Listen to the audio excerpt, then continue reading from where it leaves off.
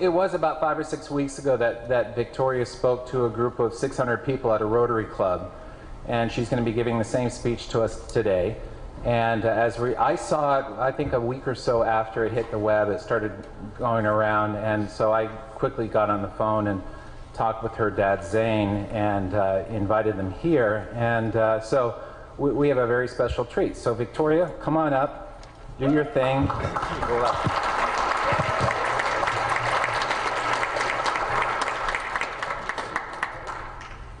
Have you ever wondered why Canada is in debt? Have you ever wondered why the government forces Canadians to pay so many taxes? Have you ever wondered why the bankers from the largest private banks are becoming wealthier and the rest of us are not?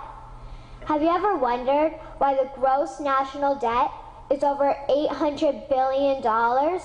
Or why we are spending $160 million a day on the interest of the national debt?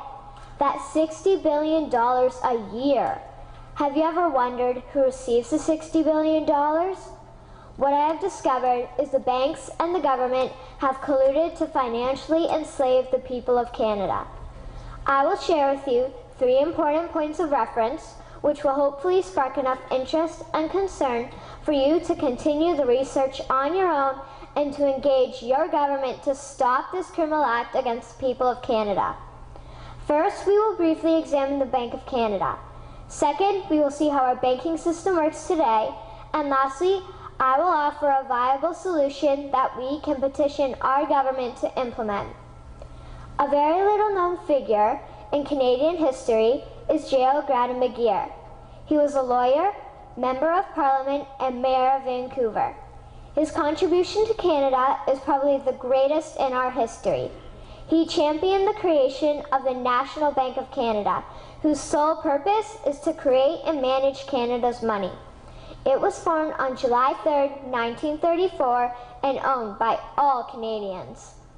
Until the 1970s, because of the Bank of Canada, Canada's national debt was held at a constant, manageable level, until the government decided to implement what we now have as our modern-day banking system that is robbing the Canadian people. So how are they robbing us? Allow me to explain how our private banks and government work today. First, the Canadian government borrows money from the private banks. They then lend the debt-based money to Canada with compounded interest. The government then continues to increase taxation of Canadians year after year in order to pay back the interest on the exponentially growing national debt. What results is inflation, less real money for Canadians to spend into our economy, and the real money being used to pad the pockets of the banks. Also, the government gave the banks the ability to loan out money that doesn't exist in the form of loans. When a bank gives you a mortgage, which literally means a death pledge, or a loan, they don't actually give you money. They click a key on a computer and generate the fake money out of thin air. They don't actually have it in their bank vaults. Presently, the banks only have $4 billion on reserve, but they have loaned out over $1.5 trillion. To quote Graham Towers, each and every time a bank makes a loan, a new bank credit is created. New deposits, brand new money. Broadly speaking, all new money comes out of a bank in the form of loans. As loans are debt, then under the present system, all money is debt.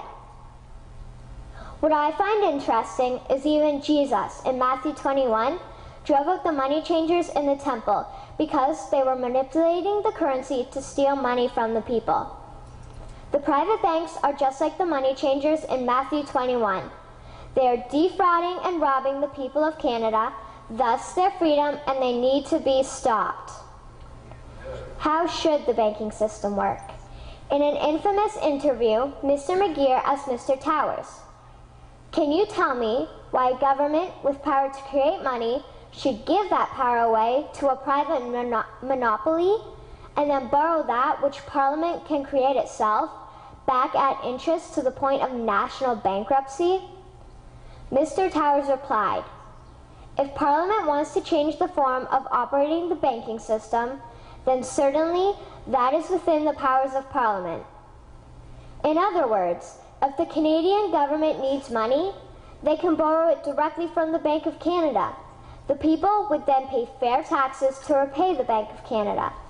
This tax money would in turn get injected back into our economic infrastructure and the debt would be wiped out. Canadians would again prosper with real money as the foundation of our economic structure and not debt money.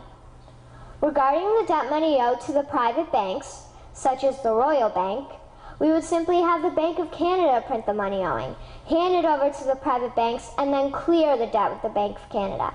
And yes, we have the power and lawful right to do so. In conclusion, it has become painfully obvious, even for me, a 12-year-old Canadian, that we are being defrauded and robbed by the banking system and a complicit government. What will we do to stop this crime?